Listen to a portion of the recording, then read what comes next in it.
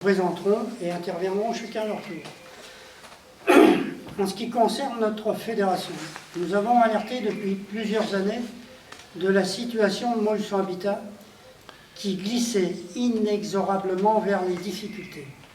En juillet dernier, nous avons eu le pire ennui après avoir déposé une pétition de 1000 signatures. Le signal était clair et fort, nous faire taire. Notre association a donc été mise en régime sec. Plus de participation au conseil de concertation locative et privé des moyens qui vont avec. Je pense que tout le monde maintenant comprend pourquoi, mais il est bon pour les compréhensions de chacun d'avoir les chiffres clés du problème. Plus de 800 logements sociaux vacants, dont 248 à bien assis, pour un patrimoine de 4300 logements. Un taux d'endettement de 46%, un niveau d'impayé cumulé à 3,4 millions d'euros, une taxe sur le foncier bâti à hauteur de près de 3 millions d'euros, des ensembles d'habitations complètement laissés à l'abandon, tels que Rimard, Beaulieu-Droiton. À Rimard, il y a des boches sur les toits. Buffon, Guinbert, Rue-Neuve, Dienal, Créau, Émile-Guillaumin à Domérat, ma cité où j'habite, à La Fournier, on pourrait citer plein d'autres quartiers. Il n'y avait pas besoin, à partir de ces chiffres, de sortir de Saint-Cyr pour comprendre que nous allions droit dans le mur. À partir de cette situation, le président du Bléry a soumis un plan de redressement à la CG2LS, Caisse de garantie du logement locatif social, dans la plus grande discrétion. On comprend pourquoi. Un plan qui, selon notre analyse, n'est pas sérieux. Imaginez que pour redresser Montluçon Habitat, on propose de réduire annuellement les impayés de 4,10 à 2%, autrement dit de moitié. Lorsque l'on connaît la précarité des familles, et encore plus pour celles qui composent le patrimoine de Montluçon Habitat, réduire les impayés et de plus dans cette proportion est irréaliste. Les racines des difficultés de Montluçon Habitat sont dans la vacance, qui représente une perte de plus de 20% sur les loyers et près de 10% sur les charges. Les raisons en sont pour une part essentielle la cherté des loyers et charges et le mauvais entretien des logements remis à la location. Nous ne balayons pas d'un revers de main la baisse démographique, mais l'examen des chiffres au niveau du périmètre de la communauté d'agglomération fait apparaître une perte d'environ 500 habitants et tous n'habitent pas à Montluçon Habitat et ne vivent pas seuls. Dans les propositions du plan de redressement, il est seulement prévu d'augmenter les lignes de crédit de la maintenance de 610 000 € en 7 ans. En ce qui concerne la réfection, ce qui correspond à la réfection d'environ 76 logements. On est donc bien loin de résoudre les problèmes de la vacance, car dans la réalité, il faudrait plus de 6 millions d'euros pour remettre les logements vacants en état de location. Un autre aspect non négligeable du plan de redressement de l'évolution de la taxe foncière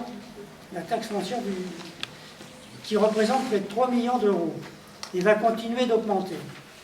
À plusieurs reprises, notre association, nos administrateurs ont demandé d'engager un prestataire pour revoir les bases locatives comme de nombreuses collectivités et organismes HLM l'ont fait. Mais le refus est clair, il ne faut pas réduire les moyens de la ville de Montluçon à qui revient environ 70% des sommes collectées. Il vaut mieux faire payer les locataires. Voilà l'un des choix du président du Bléry. C'est donc un plan qui va permettre, au travers des hausses de loyer, de sauver la gestion de l'organisme pendant de 3 ou 4 ans au plus.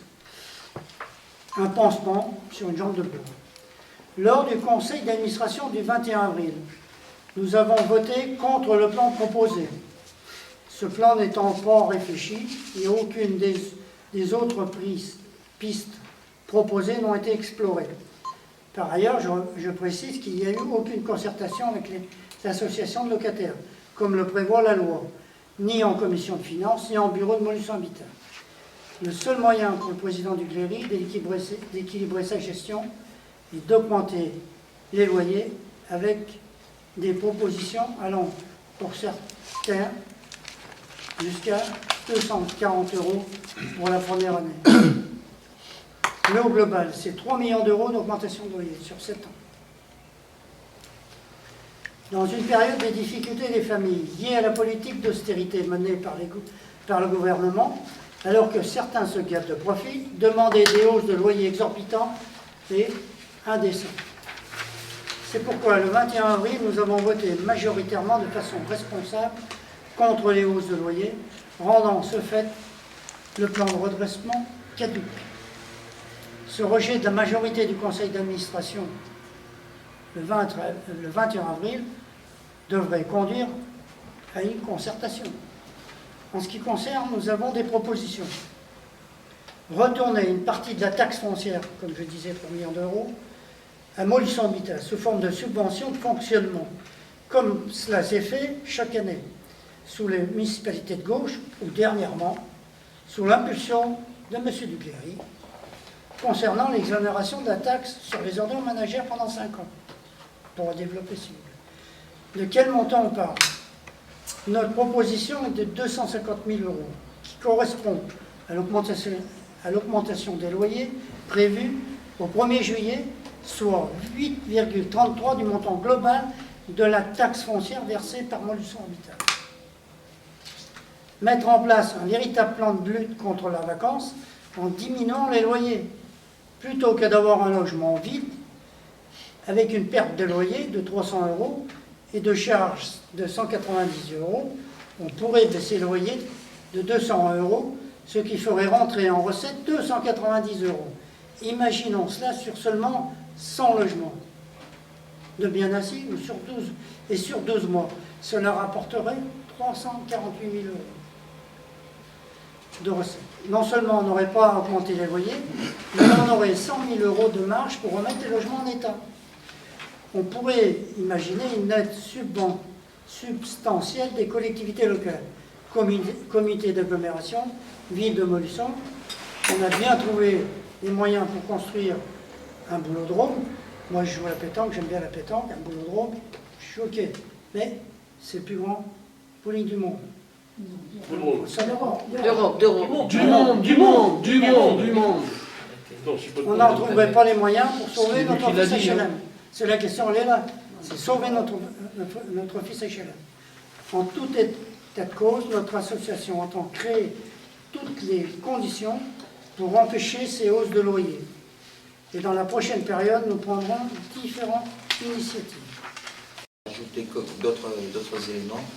Il faut tenir compte du fait on parle de logement social. J'ai l'impression parfois que ce mot social, c'est un gros mot, une grossièreté. Et pourtant, il faut y penser. Social, c'est-à-dire qu'on va s'adresser à des gens qui n'ont pas forcément de gros moyens et de grosses ressources mensuellement.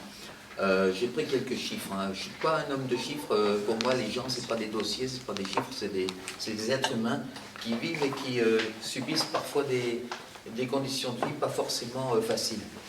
Et donc, je me suis basé pour les chiffres que je vais vous annoncer sur les dernières demandes de logement dans le parc Montluçon Habitat. Et je suis arrivé à un calcul qui nous montre que le taux d'effort, c'est-à-dire que le pourcentage de leurs ressources qui est consacré à leur logement, à leur loyer, le loyer de charge, c'est 37,81%. Là, on est sur du global, il y a des disparités qui peuvent être très différentes, mais 37,81, on est au-dessus des 30% qui sont généralement admis comme étant raisonnables dans la part du budget qu'on va consacrer au loyer. C'est énorme, c'est beaucoup. Sur le calcul que j'ai fait, on est avec un reste pour vivre de 765,90 € par foyer, par personne, ça nous donne 395 €, soit 12,76 € par jour, avec lesquels il faut payer toutes les autres charges, mensuelles ou annuelles, assurance, électricité, gaz, que sais-je encore, ça ne fait pas beaucoup. Donc, les augmentations de loyer à des taux dont on va reparler tout à l'heure, hein, qui sont quand même très très forts, ça peut que encore augmenter les difficultés des ménages, des familles et des individus. Et c'est donc, par conséquent, c'est pas ce qui peut contribuer à réduire la vacance, à réduire les impayés. C'est de la logique pure. Hein. Voilà. Concernant, on a parlé d'augmentation de loyer, on n'a pas, je pense qu'on n'a pas redonné les chiffres tout à l'heure précis de ce qui avait été prévu. On est sur, aujourd'hui, puisque donc il y a eu un premier conseil d'administration le 21 avril, où globalement on est sur une augmentation moyenne, si je ne m'abuse, de 3,29%, 3,23% pour cette année-là, à partir du juillet. Là, on sera à 2,98% d'augmentation en août. Ça fait 0,5 points de différence. C'est pas suffisamment, comment dire, il y a vraiment une évolution, enfin, on a revu la copie, mais dans des termes très faibles, quoi. Ça fait pas une grosse différence, 0,5 points, on est toujours sur une augmentation quand même importante.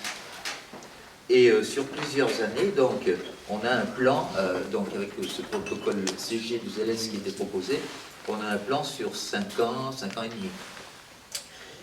Et au total, on va avoir une augmentation qui va atteindre dans les 20%. 20% en 5 ans, c'est énorme. Et c'est pas admissible. On connaît les difficultés des gens, on connaît la situation sur le bassin montluçonnais, beaucoup de chômage. Alors, je vais faire une petite parenthèse là-dessus. Monsieur Casilla, lorsqu'on a fait le conseil d'administration du 21 avril, nous avait dit, ben voilà, c'est pas la faute de Montluçon Habitat si les gens ont des difficultés, c'est la faute de la situation de l'emploi, etc. Ben, bien sûr, c'est évident. Mais qu'est-ce qu'on fait tout de suite? On va trouver du travail tout de suite aux gens qui sont en difficulté, aux gens qui n'ont pas les qualifications professionnelles suffisantes pour trouver un emploi qui leur permettront d'avoir un revenu très correct. Et les retraités, on fait quoi? On leur donne un boulot tout de suite, là, dans les mois qui viennent, pour qu'ils puissent payer leur loyer. Donc voilà, c'est là où elle est la question. C'est que on va faire porter à des locataires déjà en difficulté la responsabilité, disons le rôle de renflouer les caisses de Montluçon Habitat. C'est ce qui ne nous semble pas, c'est pas jouable, quoi. Ce qu'on demande, c'est une vraie concertation, c'est-à-dire se réunir autour d'une table, mais vraiment comme on est ici, quoi. De toute façon, chacun à égalité, on est des administrateurs, on est des citoyens, et ce qu'on demande, c'est à pouvoir en discuter. Parce que, comme le disait Jacques, eh ben, il n'y a pas eu de réelle discussion, on nous a un petit peu mis devant le fait accompli, en nous proposant des augmentations de loyer qui sont très importantes. Discuter pour trouver de bonnes solutions, d'autres solutions, à mon avis, ce serait raisonnable. Ce ne serait pas irresponsable. Le mot irresponsable avait été prononcé le 21 avril pour qualifier, non pas les gens, hein, on n'a pas été traité d'irresponsables, mais le fait de refuser les augmentations de loyer avait été qualifié d'irresponsable.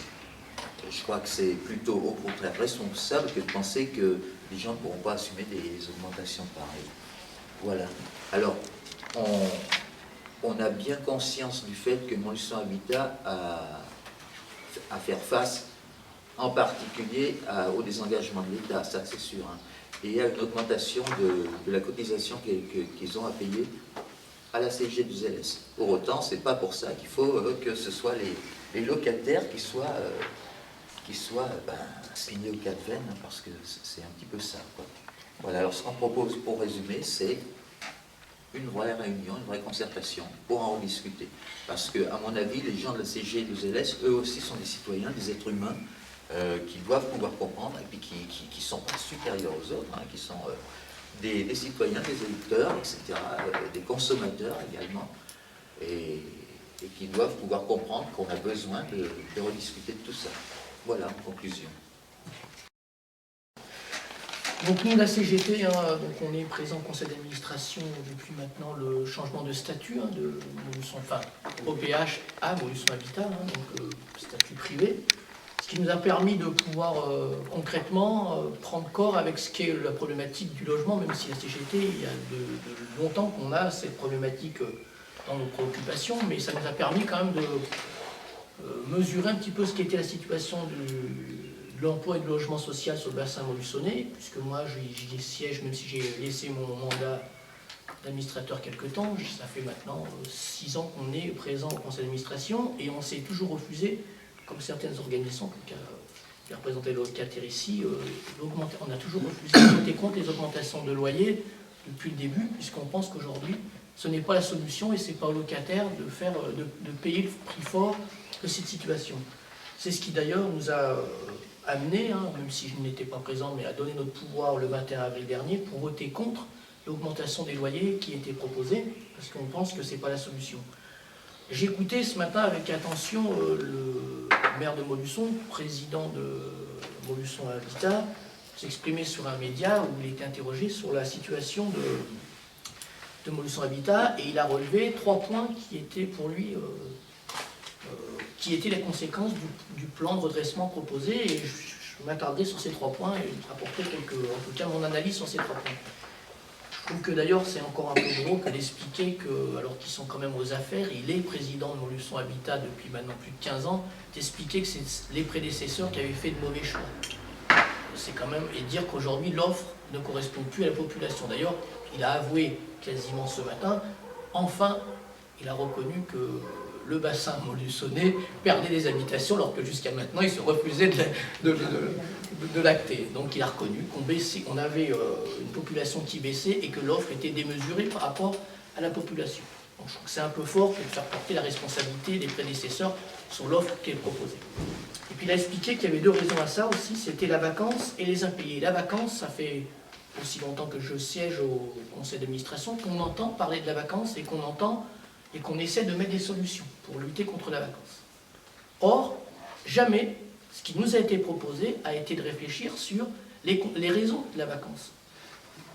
Est-ce que la cherté des loyers ne serait pas une des raisons de la vacance? Ça fait des années qu'on dit que les loyers dans un logement social, et c'est bien de le rappeler, sont élevés à Montluçon. On nous dit que ce n'est pas vrai. Or, il faut peut-être passer à regarder ce paramètre-là, parce que quand il y a 800 logements de vacances, c'est presque 20% du parc qui est aujourd'hui vacant, on doit se poser ces questions et arrêter de faire croire que c'est pour d'autres raisons. Donc le prix, la cherté du loyer est à mon avis une des conséquences essentielles de la vacance. Donc il y a à y réfléchir, et je pense que d'augmenter chaque année le loyer des locataires n'est pas la bonne situation.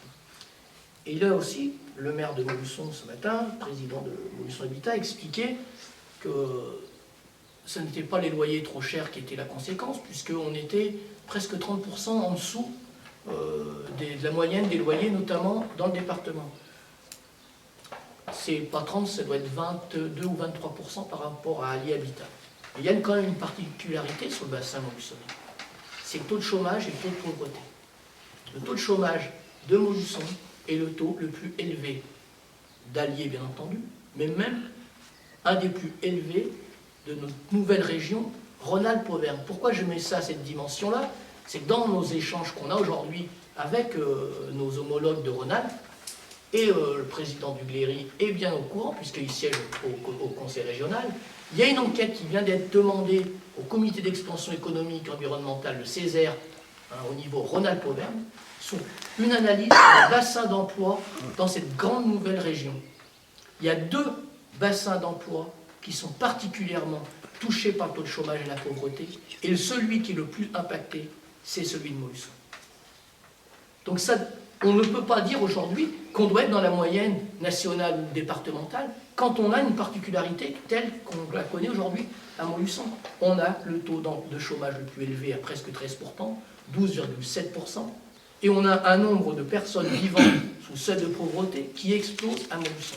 Donc ça, ce sont des réalités à prendre en compte quand on veut appeler à une bonne gestion de ce qu'est aujourd'hui le logement social sur Montluçon. Donc on pense que la vacance, c'est la conséquence de ça, et qu'on doit prendre en compte ces paramètres avant de décider d'augmenter les loyers tels qu'ils sont proposés, mais j'y reviendrai. Puis 3e paramètre qu'a évoqué le président ce matin, c'est les impayés, en disant qu'ils voulaient réduire le nombre d'impayés de 50% en quelques années. Alors là aussi, en tout cas, nous, c'est la CGT, hein, c'est une analyse de la CGT, il y a maintenant 2 ans, 3 ans, pour combattre les impayés, Montluçon Habitat a décidé de passer en gestion privée, a donné là le suivi des impayés à une entreprise privée qui aujourd'hui coûte plus cher que ce qu'était la réalité avant. On a été un certain nombre à dénoncer et à s'opposer à ça. Donc on pense que si on veut vraiment travailler à essayer de mettre un budget à l'équilibre, mettre Montluçon Habitat, sortir de Montluçon Habitat de ses difficultés, il faut éviter des choix hasardeux tels que celui-là, et je pourrais en développer d'autres, par rapport au changement de statut. Montluçon Habitat a conduit, hein, sous l'impulsion du maire de Montluçon, à faire des opérations immobilières, pour le moins hasardeux, qui ont coûté plus cher qu'elles ont rapporté. Donc il y a bien un problème de gestion aussi. Donc aujourd'hui, on refuse catégoriquement à ce que les locataires soient victimes de ce problème de gestion qu'on vient d'évoquer. Donc c'est pour cette raison qu'on participe bien entendu à cette conférence de presse pour réaffirmer qu'aujourd'hui les propositions qui sont faites par la direction de Montluçon Habitat ne sont pas des bonnes solutions, et pour redire que si la copie n'est pas revue, le 17 mai prochain, la CGT votera contre le plan de redressement qui est proposé et contre les augmentations de loyer qui sont proposées, parce qu'aujourd'hui, il n'est plus tenable, ce n'est pas acceptable. Et là, on pourrait réinverser le propos, mais c'est irresponsable, quand on est dirigeant, que de proposer une augmentation qui fera à terme plus de 20% d'augmentation de loyer à des locataires qui sont déjà dans les plus grandes difficultés. Et là, si ça n'augmentera pas la vacance, donc on a un résultat. Voilà, moi je ne serai pas plus long. On verra. Les propositions aujourd'hui qui sont posées, qui sont mises sur la table, c'est en tout cas de repartir à un plan de concertation, peut-être de revoir le plan qui nous est proposé. À partir de là, on se reprononcera, mais si ça reste en l'état, la CGT votera contre et n'exclut pas de s'associer à des initiatives pour faire remonter auprès de la direction de Montluçon Habitat ce qu'on désapprouve et ce que les locataires désapprouvent, c'est-à-dire voir leur loyer augmenter. Voilà. À ce propos, je me présente, je Lefebvre, je suis administrateur à Montluçon Habitat, en tant aussi que conseiller communautaire. Dire que la communauté d'agglomération allait représenter avec différentes sensibilités ce conseil communautaire. Moi aussi, j'ai voté contre la proposition du plan de redressement qui nous a été fait. D'abord, avant tout, parce que ce plan de redressement, on le faisait reposer que sur les seuls locataires, avec une augmentation que j'ai qualifiée d'indécente au dernier conseil communautaire, indécente vis-à-vis par rapport à la situation des habitants de ce parc. On conçoit qu'il y a une vraie crise du logement social dans ce pays et que Montluçon Habitat est à l'image de cette difficulté-là. Donc on conçoit que, et on appelle, ça fait des mois, y compris au sein de ce conseil d'administration, pour qu'il y ait des politiques nationales autres en matière de logement social qui permettent une aide à la pierre conséquente pour à la fois permettre, dans les endroits tendus où on construise du logement social, sur la région parisienne, et dans les endroits détendus, comme on est chez nous, qu'on permette d'adapter le logement social en prenant en compte les réalités sociales des habitants. Parce que c'est aussi une des réalités de Montluçon Habitat et du bassin montluçonnais, qui est une réalité incontournable. Aujourd'hui, on a un chômage important, une précarité importante et des bas revenus. Quand je dis bas revenus, qu'on soit retraité ou qu'on soit actif, voire famille qui bénéficie des aides sociales et des minima sociaux. Donc ça, c'est une réalité incontournable. Et quand Pascal Massif évoque le taux d'effort, c'est un élément, j'allais dire, moi je revendique, on est un certain nombre à revendiquer, que le logement ne devrait pas représenter plus de 20% des revenus des familles aujourd'hui. Alors quand on voit cet objectif, j'allais dire juste, qui nous semble juste aujourd'hui, et la réalité locale, où on parle de 37,5 de ce que ça peut représenter en moyenne, c'est-à-dire qu'il y a des familles qui sont certainement à pas loin de 50% de charges de logement simplement sur leur but, et parfois plus. On voit bien qu'à un moment ou à un autre, faire reposer que sur l'augmentation de loyer, c'est intenable dans la période. Alors, c'est en ça qu'on a refusé cette augmentation. Et en souhaitant, comme l'a dit Laurent Andréziac, et je pense que c'est ça qu'il faut qu'on décide, c'est de dire, le plan proposé, il n'est pas tenable, il faut qu'on se remette autour de la table et qu'on rediscute sérieusement comment on reconstruit notre affaire, en évitant de faire reposer le redressement que sur l'augmentation des loyers, que sur la question de l'augmentation des loyers. Je vais vous donner un exemple, parce que je pense que les procédures CGD2LS, vous avez peut-être entendu parler, il y en a déjà eu dans le département, puisque Ali Habitat a subi une augmentation de CGD2LS. Sauf que l'augmentation des loyers a été réduite sur les 2 premières années à 2%. Et aujourd'hui, on est à 0,50%, peut-être un peu moins même, d'augmentation de loyer. Sauf que la collectivité en charge, le conseil départemental, a mis 10 millions dans l'affaire. Sauf que l'État a mis 10 millions dans l'affaire, la CG2LS, l'apport de la CG2.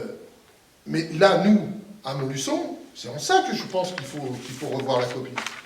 Les collectivités locales apportent, moi j'ai fait un petit calcul, le conseil départemental, pour le même équivalent logement, puisqu'elle a mis, Ali Habitat c'est à peu près 5000 logements, elle a mis 10 millions.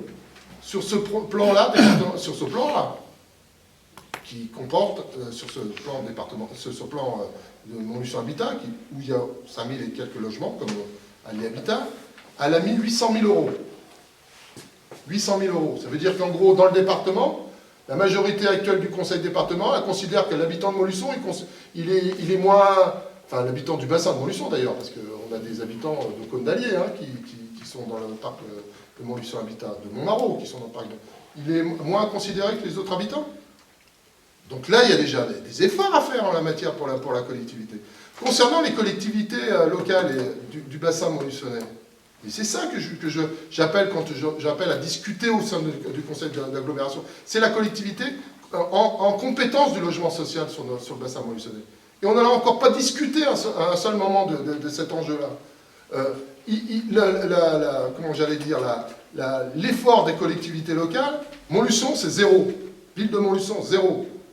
Pire, on va aller jusqu'au bout de la logique, parce que 0, parce qu'en fait, l'opération, c'est une opération blanche, qui est montée dans l'affaire. C'est-à-dire que Montluçon va donner de l'argent pour que Ali Habitat lui rachète une partie du parc qui appartient à la ville de Montluçon.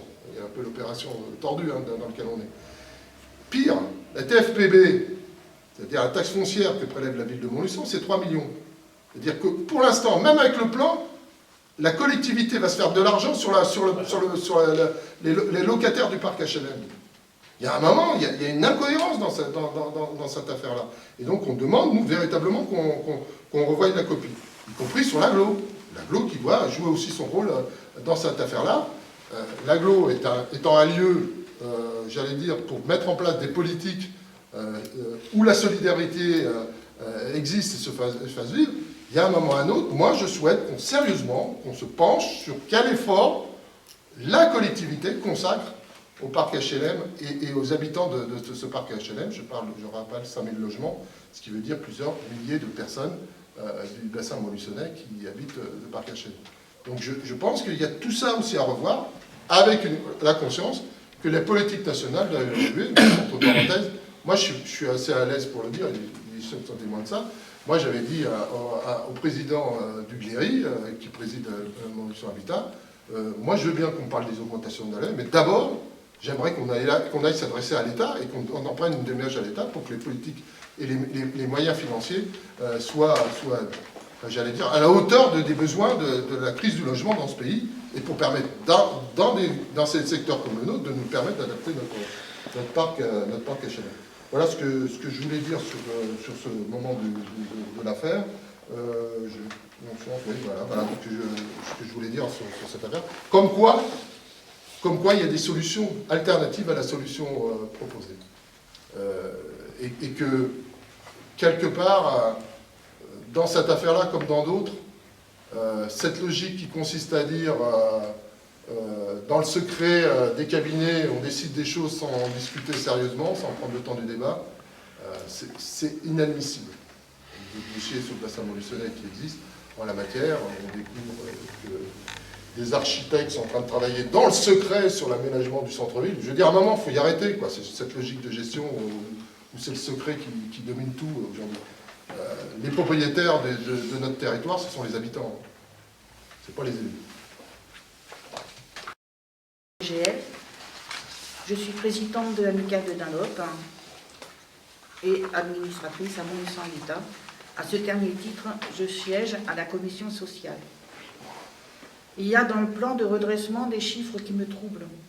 Tout d'abord, en ce qui concerne le personnel, il est impossible d'avoir une vision du coût. Pour exemple, la loi oblige, lors d'un contrôle de charge, de donner des éléments permettant de vérifier la rémunération du personnel de proximité. Malgré nos multiples demandes, nous n'avons aucun justificatif. Motif, c'est privé, c'est personnel. Je suis à la commission sociale et suis à la veille de voir d'une façon ou d'une autre les chiffres qui figurent dans le plan de redressement et encore moins le plan de travail pour réduire les impayés. Certes, on a chaque mois, malheureusement, on a des noms de personnes qui ne peuvent pas payer leur loyer ou qui ont des difficultés, mais vraiment, sur le plan d'ensemble, il n'y a pas. Il n'y a pas de concertation. Concernant le chiffrage de la vacance dans le plan de redressement, cela fait beaucoup en termes de logement et nous ne pouvons pas le vérifier. Par contre, en termes financiers, ce n'est pas la même chose. En effet, tous les logements vacants semblent avoir été portés au loyer maximum de la rélocation, ce qui évidemment fait gonfler les chiffres artificiellement. Je ne veux pas insister plus, mais vous comprendrez que nous avons beaucoup de réserves sur les bases de ce plan de redressement. La demande de notre fédération chez GL, c'est que, conformément à la loi, s'engage une concertation ayant prise de décision.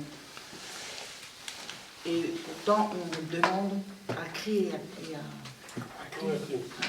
Mais rien ne vient. J'ai pas entendu votre nom tout à l'heure. Viviane Duhamel. Viviane. Viviane Duhamel. D'accord. Comme l'écrivain. Viviane. Avec un H, comme journaliste, non? Comme journaliste aussi, oui. Et donc vous avez dit. Présidente de l'amicale de Dunlop. D'accord. Et administratrice de Montluçon Habitat.